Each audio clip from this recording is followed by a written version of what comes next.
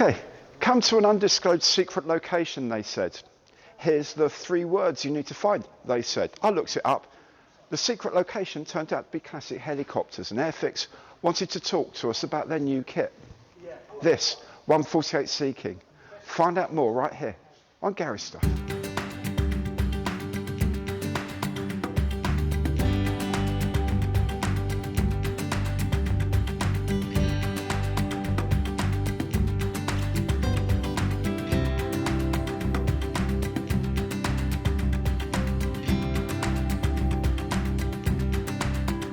Hi, I'm Gary. Welcome to my channel. Welcome back if you've been here before. This is a quite special video in which I'll be looking inside the box of the 148 scale Sea King helicopter announced this very day by Airfix.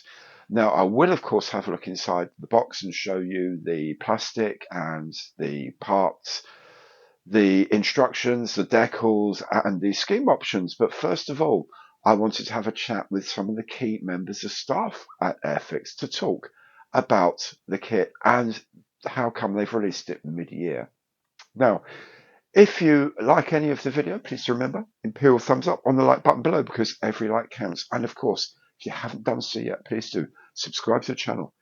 Hit that bell and you'll be notified of all my future videos as they're released. Of course, if you'd like to support the channel in a bit more concrete way, you can do that through super thanks, by becoming a channel member, or by using any of my online affiliate programs.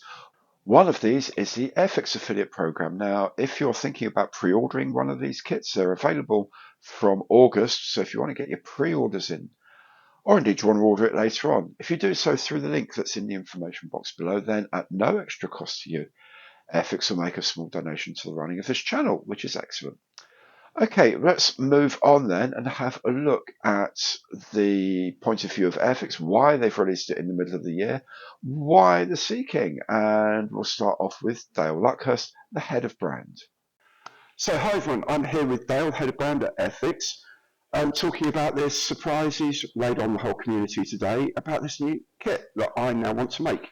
So Dale, we're used to hearing your product announcements at the beginning of the year. Yep. We all tune in on YouTube and then we'll have our say about why haven't you done this, why have you released what is a major product for you in the middle of the year for this time? What's the reason behind that? So several factors. We just wanted to try something a little bit different. We felt that we had a large enough range to announce this year that we could keep several things back without January feeling shortchanged. Okay.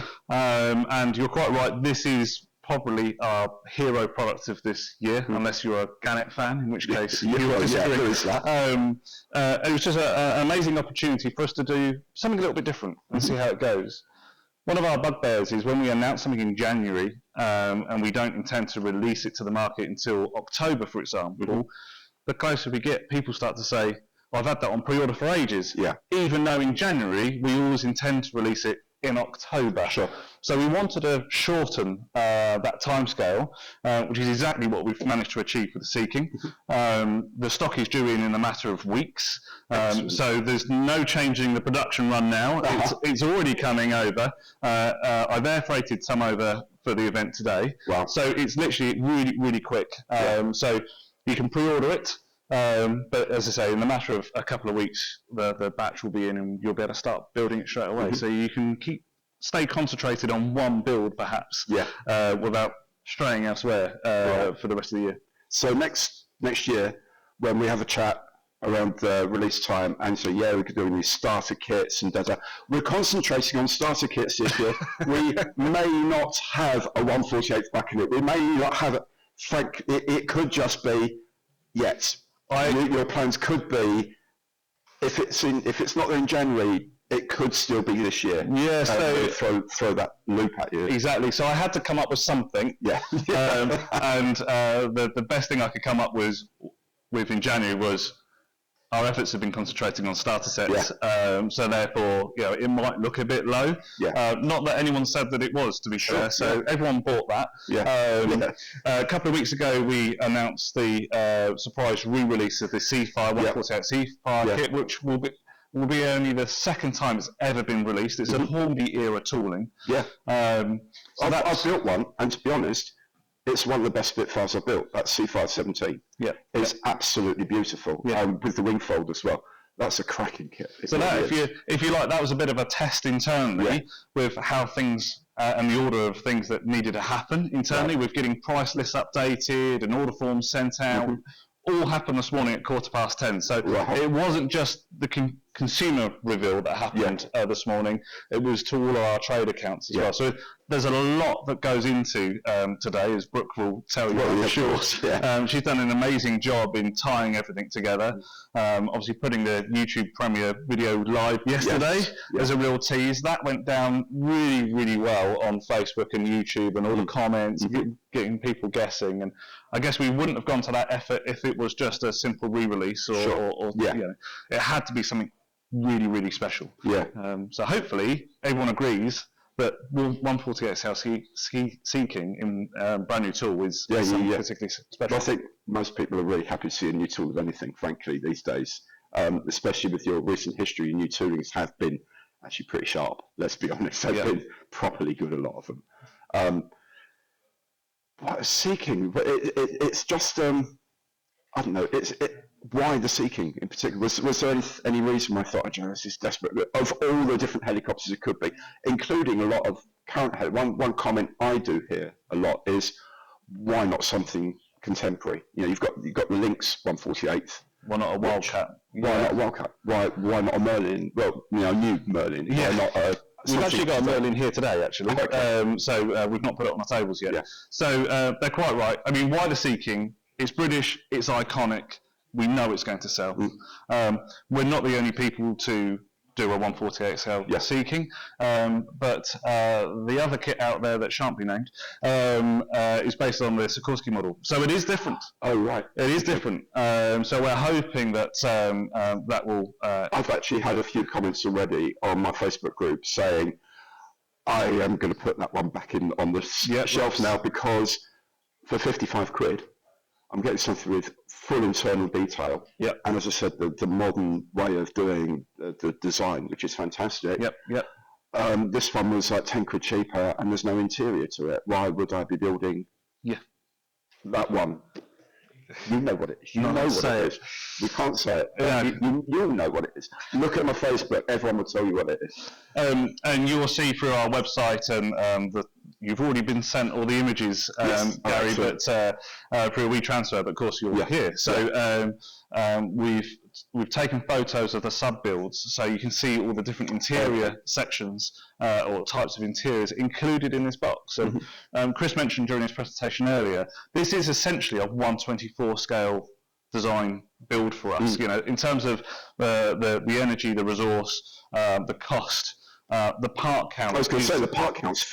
It's a lot. It's less than 100 pieces than the 1/24 scale Spitfire, which is, you all know, is an amazing kit. So the Avro Anson last year was a turning point for our tooling quality, and we went to our tool makers in China, who we know very well, and said, right, okay, that's our standard now going forward. So, which is, again, the F35 scale, F35 starter set that we released earlier this year is Anson tooling quality.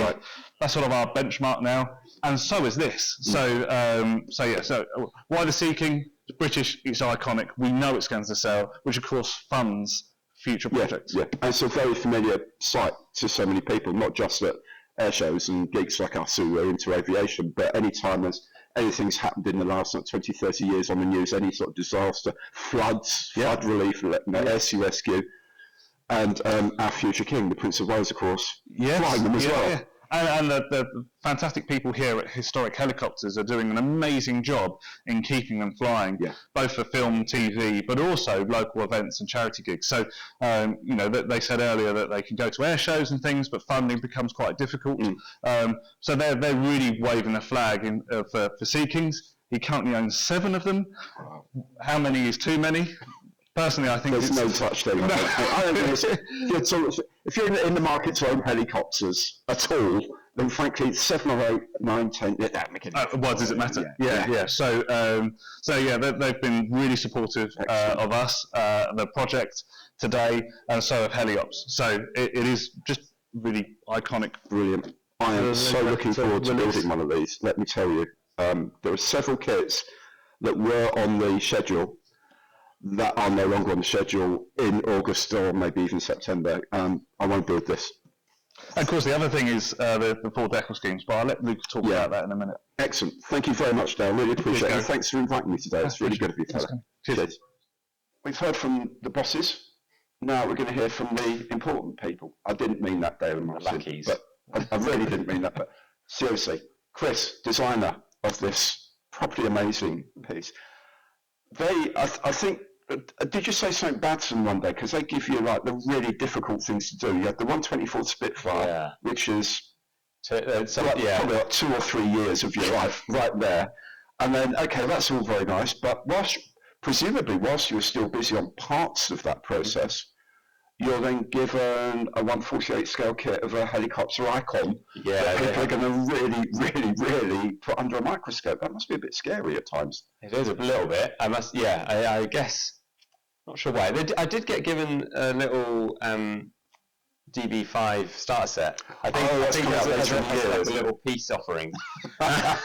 Just to calm me down. Exactly. Fair enough. I was very grateful for that. It's like, finally a project that was done in 3 months. What a delight. But no, you're right. These are a couple of years long. Both of these 2 big projects, and don't know why. I guess it's a privilege. It's nice to be trusted with them, I must say. But it is a long time. I'm pretty patient, which is good, I guess. Otherwise, I wouldn't be able to keep going with all the little details. But it is also a bit nerve-wracking. These are lovely events, and it's nice that they get kind of the attention. But it is a bit nerve-wracking. And there are, like, the other designers are working on some big stuff as well, so that's nice. As usual. I'm gonna sort of not have so many of these going forward. Not even a hint of what it is. About the Mark 8 Spitfire in 124. Not even a hint of that. Exactly. I won't tell you. I won't tell you anything. Does that exist? Yeah, I've looked it up on Wikipedia. That's my knowledge of it. So when they come to you, they say, right, 148 Sea King, and you sort of pick yourself up and think, okay, deep breaths. What is the first thing that sort of hits you, like, okay, I really need to do this first as a designer? So for this one I was very excited really early on, because the 72nd scale one was one of my favourites that I got to work on, and I think it's up there. I think it has fond memories because it is quite different to most of the planes that we do. And so you have slightly different design challenges. You got to think about it in a different way, how it's going to go together, and it's just refreshing. You know, like obviously I love getting to any project, but ones that are a bit different is refreshing to work on. And so it was a fun thing to do before. It's a lovely subject, as Luke hinted to earlier. Like, there are a few subjects which are at such an ideal time for research that, you know, relatively recently, when we did the 72nd scale, they'd only just been decommissioned from military use, but there's still loads around, but you could suddenly access them, and that's amazing. Like, that's what other subjects are in that kind of sweet spot of there being just dozens of them, but are now no longer secret, and you can get on them, and they're all in one place, and that's brilliant. And it's 8 years later or so, 7-8 years, and so it's still actually really similar feeling. So like, we knew we could get all the detail. I guess the first thought was about how to get the external surface detail right, and not wanting it to be overdone. That was my first fear, and probably fear up until getting the test shots. Was this thing going to look just like peppered and look ridiculously covered and over the top? You know, if the mold makers didn't get those rivets fine enough, it would look ridiculous, as our really old Sea King sort of does. Like, the detail is too oversized and it looks wrong. So that was like the fear of, like, okay, it needs to have this much detail on it for it to stand out against the 72nd. But it could go badly, because when you're up to the next scale, if you're doing, like, you're safer, 24th scale, it's a lot safer. The rivet size isn't in this like kind of crossover where like the fineness of our tools are just, it could go wrong or it could be right. So is that the reason why a lot of the rivet detail is recessed rather than mushroom? Exactly. Yeah, the recess just seems to be a little bit subtler than the mushroom sort of bulging rivets. They seem to stand out a bit more. Yeah, so I guess that helps. ICM had the same thing when they went from the 1/48th Bronco that they made over. He said when they did that in 1/72nd, the rivets moved from mushroom to recessed. Interesting. And it was exactly the same reason that moving down the scale they just looked wrong. Yeah. And also, I guess it's easier if you're going to do panel washing and stuff like that to emphasise them. Exactly. I've tried raised panel lines. I've tried raised rivets. I can't get them to look right. This looks better. What about things like, you've got, there's a lot of overlaps on the skin and things like that.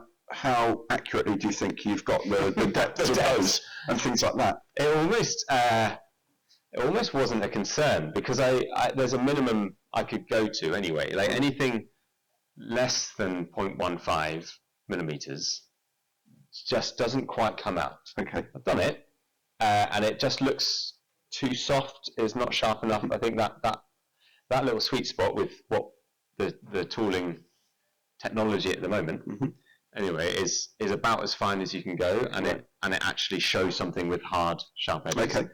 So I was like, well, that's what I'm going to have to do. So regardless of if it's accurate or not, and that's pretty tiny. Well, yeah. That's like cartograph lettering tiny. Yeah, isn't it? It's really small. I actually haven't done that. What's that time for 48? You have to. Well, normally, if I'm looking at a kit, what I do is I've got a 0.5 millimeter propelling pencil, and I put it against it, and I think the finest stuff you can read on cartograph, the text is 0.3 mil tall. Right, yeah. So the lines, the actual font lines, are probably a tenth of that or something. So it is. But when you're dealing with a moldable plastic, that's. I guess I'm trying to think in real life. It's probably 0.15 times 48 is going to be like 3 mil, 4 mil sort of thing. I guess I'm terrible with mental maths. Yeah. But it's probably not that far off. Yeah. Anyway, so I'm glad how it came out. I'm really. It was actually quite an enjoyable process. By the way, there's now going to be a bar underneath the bottom of the screen. So correcting what I was. 0.15 millimeters, so scaled up to 1/48 is. Yeah, please do that all the time. I do it all the time. So that's not an issue. My wife's mental maths is brilliant, and she always corrects me. Mine is just shocking. Is there anything that you look at this kit, you look at it today, and you've got to the end of the project now? Well, part of the end of the project because there's probably follow-on kits in the next couple of years. That's kind of the way things happen. Yeah. Is there anything you look at it now, and with the collected YouTubers and the press and people who build these kits all the time, quite a critical bunch. Let's be honest. We try and be fair, but quite critical anyway. So is there anything you look at it and think, do you know what, I'm really proud of that? Just really, like, I nailed that.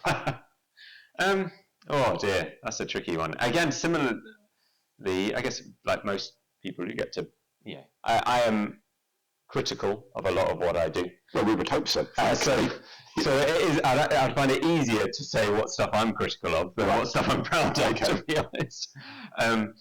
But I guess I'm chuffed with how the instrument panels and the control panels, how all that's come out, and with the research. Luke's help with getting the research right and giving multiple options, even though they're tight. Spot the difference, can you tell? Yeah. But that's in there, and I'm pretty proud of us being able to go to that fineness of detail. That's definitely one area, and the other I think is the overall surface texture. I'm just really happy with how it came, and it was a bit nervous. Would it work? But I don't think we could have got it much better, to be honest. The thing most people are going to look at probably is the rotor hub. Yeah. And I notice looking at the kits, you've got foldable rotors as well. You've got foldable rotors and the metal and composite blades. That's going to be some piece of intricacy, getting a rotor hub looking roughly right, even. I mean and also structurally strong enough to support the rotors dangling off it. No, that's a good point. Yeah, getting it structurally strong enough was a bit of a challenge, and just being sure that we could, that everything had big enough surfaces to glue and would be strong. That was didn't really know that was going to work until the prototype. It was a really fun area to do. I think it won't be finished until somebody, and I don't have the patience for this, but if you're to put all of the like little cables and wires and pneumatics, and, like someone will. I hope so. Someone definitely will. It's incredibly fine. And if we tried to do that in plastic, it would have just looked rubbish. I think I just couldn't have got it fine enough. But what we've given is the this bigger structural bits, and it gives you now you can put all of that finer rigging on. But it is such a mess of. It looks like a mess. It is incredibly ordered, but it looks like a mess. We put a bit of a wash on it, and it's going to look crazy stuff. Yeah, that's brilliant. Thank you very much for your time, Chris. Really do appreciate it. It's a really lovely kit, mate. A really great job. Thank you very much. Okay, and the last member of the team today, at the moment, giving up their lunchtime for this very kindly, is Luke. Now, Luke is behind the research of how the kit gets made in the first place, but also all the Decals schemes and choices of things like that. So, the Sea King, what made you choose the schemes you've chosen for this particular model? So it's a unique opportunity with the Sea King sort of having evolved throughout its life. Not many airframes go from one mark to another. It's not like a Spitfire Mark 1 was upgraded to a 9 and then a 24, whereas the Sea King was, not 1 to 24, but 1 through to HU5. It did change drastically between those times. So they're actually changing that specific airframe rather than making a new helicopter from scratch. There's always an argument of triggers boom in that, but it is the same airframe. It has the same. Explain that to American viewers later if you don't understand that. With a little bubble at the bottom. With a bubble at the bottom. Yeah. So XV666, Damien as it's called because of its number, entered service in 1970, and it's still serving down the road in Portland today. So it's very rare that an aircraft serves that long, and it gives you this unique opportunity to portray one aircraft throughout its life, which is fantastic. Not something we get to do. So we came up with this idea of, let's show that. And sort of, we weren't sure how it would be received. I'm still not sure because I haven't checked the comments yet. But hopefully people appreciate that it's quite nice. And, generally the schemes are there. There are 4 drastically different schemes. The only thing that stays the same is the serial. I think that's the key, is that the schemes are so very, very different. Exactly, yeah. So, having that ability, and, my favourite is probably the A scheme, the original paint scheme it entered service in. But the civilian Heliops scheme is really quite something and different. And something we found from Spitfire 14, the civilian boxing we did a while ago, that went down really well. So we tend to shy away from civilian schemes on military helicopters because it's not what they're associated with.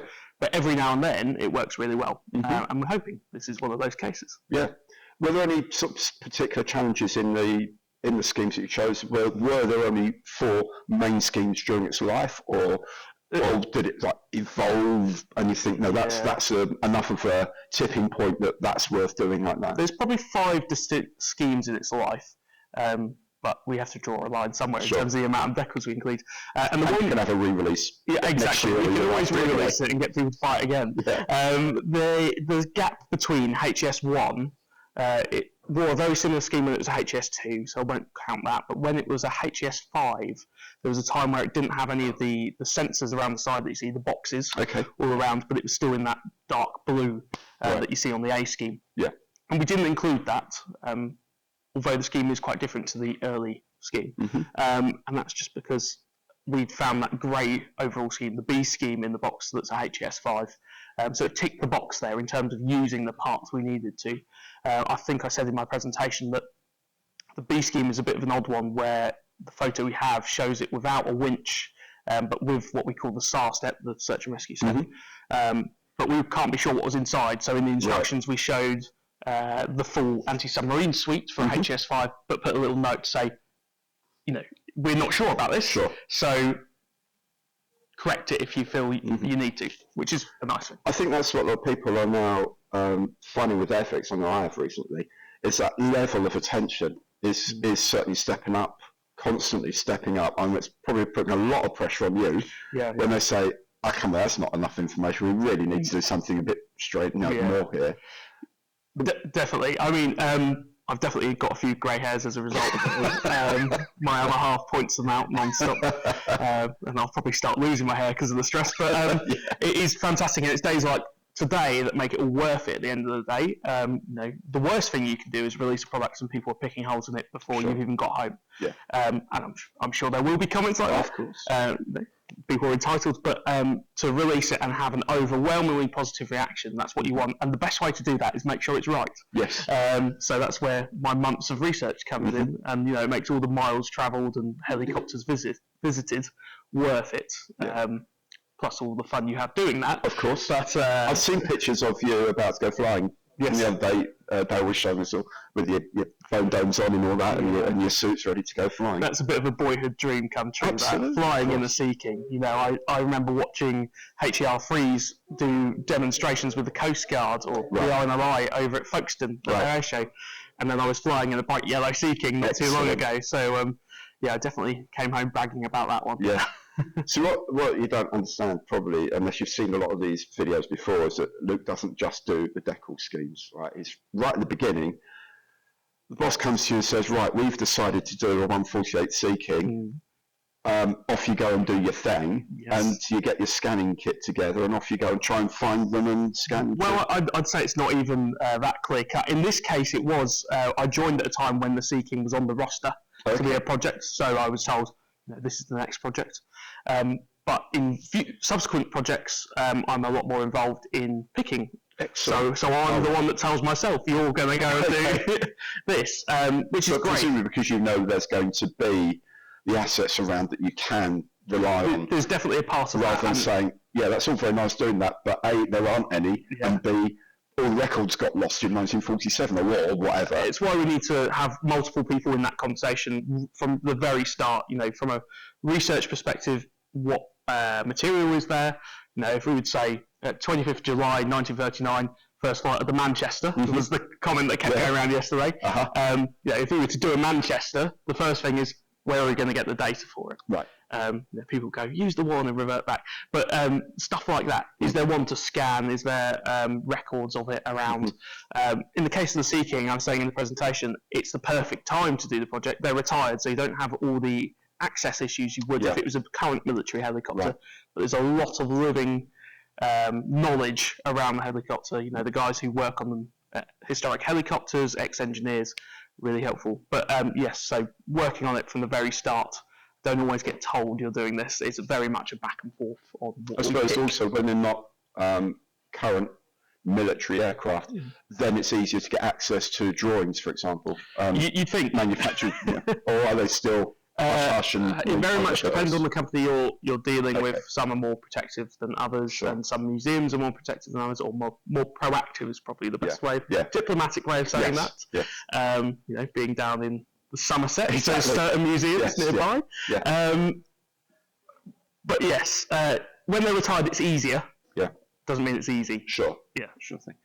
And again, question I asked Chris: if here they are on the table. Is there something you look on and you think, do you know what, we nailed that. We absolutely nailed that part of this kit that you're really proud of. Is there something we've nailed? As soon as you commit to that, you open yourself up. And there's always going to be people out there it isn't like that. But No, I'm a researcher. I'm never happy with it completely because you have to compromise for moulding. Sure.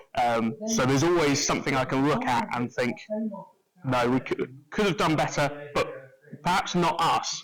It's a limitation of the time in terms of moulding technology and various bits. Right. But if you were to pressure me to answer, it's the internals for me. I don't know what Chris answered, but he wouldn't say anything about it. He said, you baited me in. Overall finish. I think you like the overall finish. Yeah.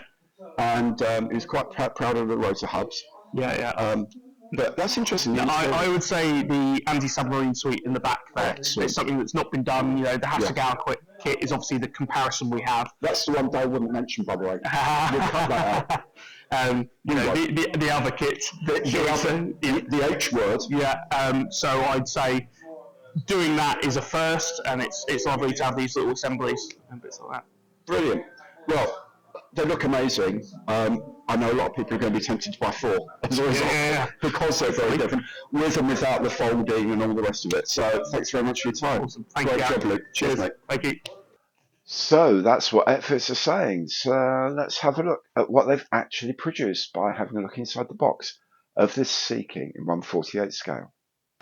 It's a fairly substantial box, I have to say, and it features Adam 2B artwork on the front as usual, which is very nice. On the top here, it has the schemes, the 4 schemes. Brief history of the aircraft here. Paint callouts to different versions. And of course your flying hours token and skill level. Skill level is 4, so this is the most difficult skill level they have. So you really need to have done some modelling if you want to have a decent crack at this. It's quite a difficult kit to make by their judgment. Anyway, you know, the 1/24th Spitfire is a 4 as well. And it comes with a token for 4 flying hours. Now, you can collect these as a member of the Airfix Club towards a free kit in the future. Or, if you don't want to do that, if you're a member of the club and you don't want to collect it, or you're not a member of the club, please do consider cutting that out and send it to Models for Heroes. A link to this very excellent charity is in the information box below. So, let's have a look and see what's inside the box. Okay.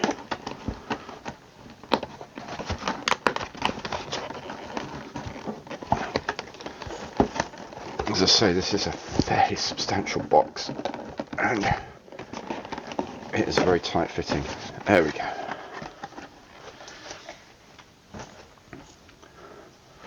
So, as you can imagine, there's a lot of plastic in here. This contains, I think, 3 frames plus the transparent frames. Another bag with a couple of frames in it. And a third bag with 2 frames in, so there's a lot altogether there. There is, of course, the instruction sheet and the decal sheet. I'll have a look at all this in a bit more detail.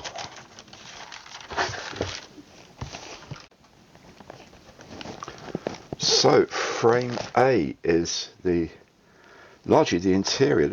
I think it's like an interior shell. And then the cabin floor. This is probably a roof thing. That's a little like a dividing wall thing. Doors, wheels. Yeah, mainly interior. Interior. I think that's probably steps, maybe to the cabin for the pilot. I don't know. We'll find out later. But anyway, that's frame A. Frame B is more sort of detail on the interior and bits and pieces. Is like the front of the bow of the aircraft, some engine covers, engine inlets and such. The tail and the tailplane, the seats for the interior, cockpit area here as well.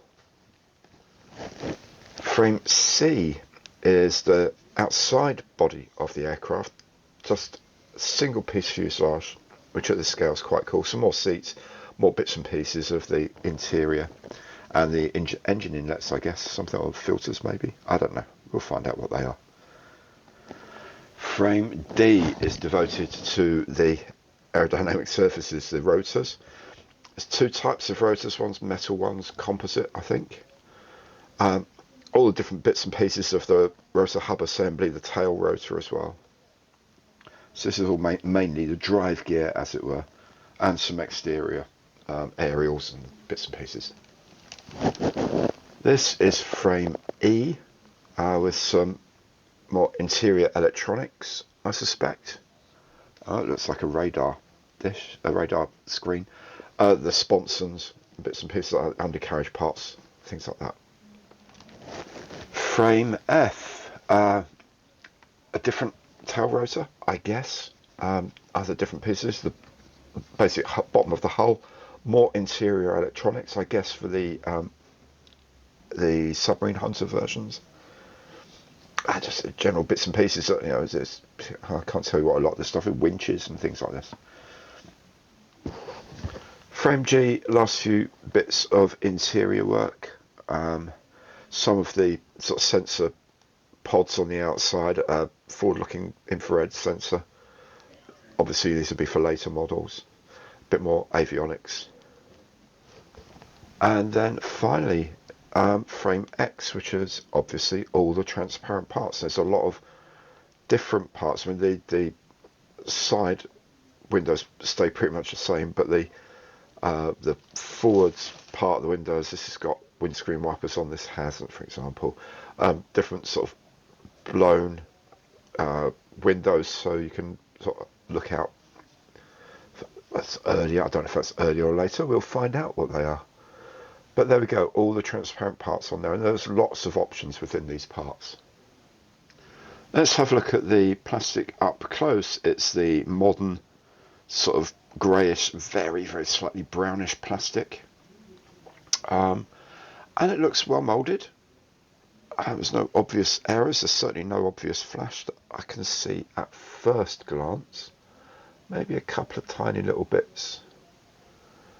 But now, generally speaking, it all looks very clean. Now, a lot of people have commented already. That's a pity that the rivets aren't raised. They're recessed rivet positions.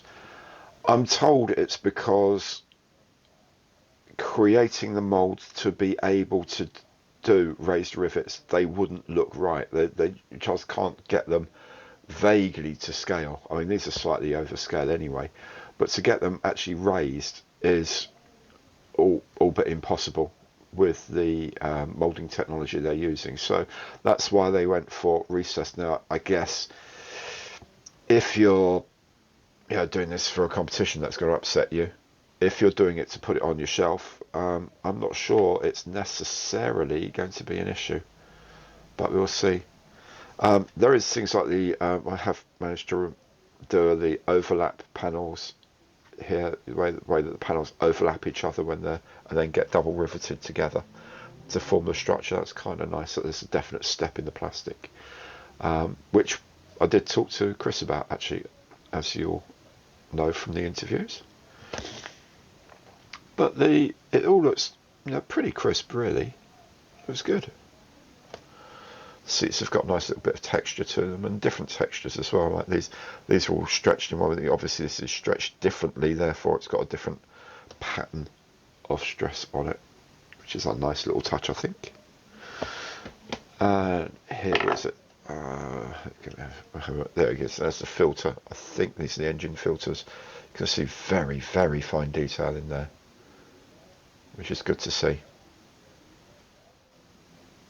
Of course, the telltale for me is always the instrument panel setup. These have various raised instruments, and I'm not sure how the Decals are going to handle those. Historically, it's not been good.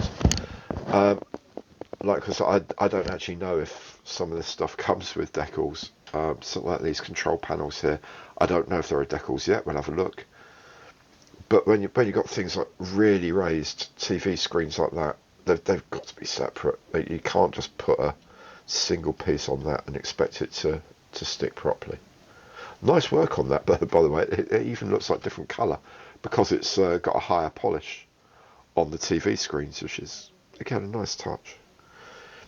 And then banks of switches and things. Again, you can't possibly decal those.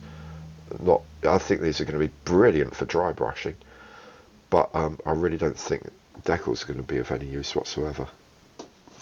The instructions, really pretty much as you'd expect from Airfix these days. History of the aircraft and some basic specs in English, French and German. Then on the inside, of course, in Spanish and Swedish, some general instructions here in multiple languages, and the all-important what do the icons mean on here. Straight away you need to figure out which version you're going to do, because there are various things you need to cut out or drill. This sort of setup here is so to create a hole of the right size.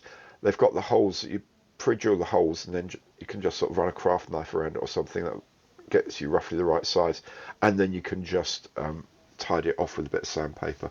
But all of these are marked out in things in red 1.1 mil drills, things in green 1.5 millimeter drills. So that's pretty straightforward. And there's more various bits and pieces, and fill these holes in if you're doing that. There's a lot there, but they do call out all of the drill sizes. Whether it's necessary, I don't know how much difference these are going to make, being 1.1 and 0.8, whether that is really critical to the builds to have them different sizes rather than everything 1 mil, maybe. I don't know. Again, there's more things here to do, to prep, depending on the version of the kit you're going to do. And then the instructions, pretty much as normal, really. Perhaps a little bit more infill shading than normal. Colour is, sometimes it's a colour call out, so the extinguisher is going to be red. But then you've got things as normal, but red says you've already made this part, and it helps to see what it's like. Intriguing, this I found out is the aircrew relief tube. So if they're on a long mission and they need a wee, there's a pipe for them to wee down, which is charming, but necessary if you're stuck on a 5-6 hour mission or whatever. Yeah, the decals are one piece, and go over that. That's going to be a bit of an issue, I suspect, as are these decals going on these instrument panels. Really not a fan of those.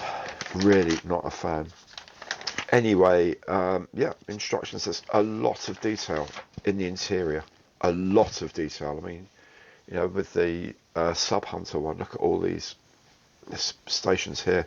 Are great to build up, and then you've got the option of it being a SE Rescue and troop carrier and so on and so forth. So there's a lot of options for the interior, which is very good. Also, you can have the undercarriage up or down, of course. You can have the tail closed or open. You can have the rotors folded or not folded. So a lot of bits and pieces to go on the outside. They tended to gather quite a lot of aerials over the years. The rotor hub assembly looks, fortunately, relatively straightforward. Hoping that's not speaking too soon. And as I said, you can do it in open or closed. We saw them actually closing one up. It's powered closure. It's very impressive. And there we go. So, a lot to do on this kit. As daunting as the Spitfire 124th? Well, yeah, actually, probably is a bit. But anyway, looks like it's going to be fun. Could take a little while to build, though. Then we have some diagrams for the decal positionings and colour schemes of the 4 versions. Kind of unusually, these are 4 versions of the same aircraft. X-Ray Victor 666, known as Damien to its friends. Although I do seem to remember an episode on QI where they said the number of beasts was actually 616. But anyway, that's by the by. XV666 is the aircraft in question, and it's in 4 different schemes. So this is its first scheme in 1970 when it joined 826 Naval Air Squadron at Culdrose. The B scheme is when it was 814 Naval Air Squadron at Culdrose in 1988. You'll notice one of the rotors is completely yellow, which is quite cool, quite groovy, and it's in a all-over sort of camouflage grey, sea grey combo. Then the C scheme, which is 771 Naval Air Squadron, again at Culdrose, this time in 1995. You can see SE Rescue colours with large amounts of red over the grey, and the Ace of Clubs squadron marking, which is actually quite familiar to a lot of people from, if you remember the Fastnet disaster, there were aircraft flying the Ace of Clubs symbol on that very famously, and again it still retains the single yellow rotor. And finally, as the aircraft is today, being operated by Heli Operations at Portland in Dorset and in grey and orange scheme, again with all the relevant markings. The rotor here, there's still again one yellow rotor, but it's got a black panel on the base, and there are these grey lines which usefully they are to say 7.2 millimeters. Okay, well, best of luck with that perhaps. But anyway, that's the fourth scheme for this aircraft. And with all those schemes, of course, I have a whole range of decals. They haven't. There's so many different things that are common or not common or whatever. They've just put all the decals on one sheet without trying to separate them out, which, you know, is kind of understandable in a way. Lots and lots and lots of bits and pieces of stenciling on the outside. Lots of things probably to do with rotors and tail rotors and whatever. ID numbers and the instruments are up here. This is quite cool that they've got on that big radar dish. You can either have it as grey, which is switched off, or green with a sweep arm for it switched on, which is kind of nice. And there's a UK map, not entirely sure where that goes yet. But there we go. Cartograph, as always, lovely colour, nice colour density, and absolutely sharp. And if we have a look closer, you can see all the black detailing is pretty sharp, pretty clean. Yeah, even the where is it here? The white on black stands out well. Squadron badge, very smart. Yeah, it's the usual cartograph standard, I would say. There we have it then, the brand new Airfix 1/48 scale Sea King. Now, if you have enjoyed the show, and I hope you have, please remember, Imperial thumbs up on the like button below. And of course, if you want to see any of my future videos, including the build video of this kit, please do subscribe to the channel, hit that bell, and you'll be notified of all my future videos as they are published. Thank you very much for watching. Hope to see you again on the channel soon. Take very good care, and goodbye.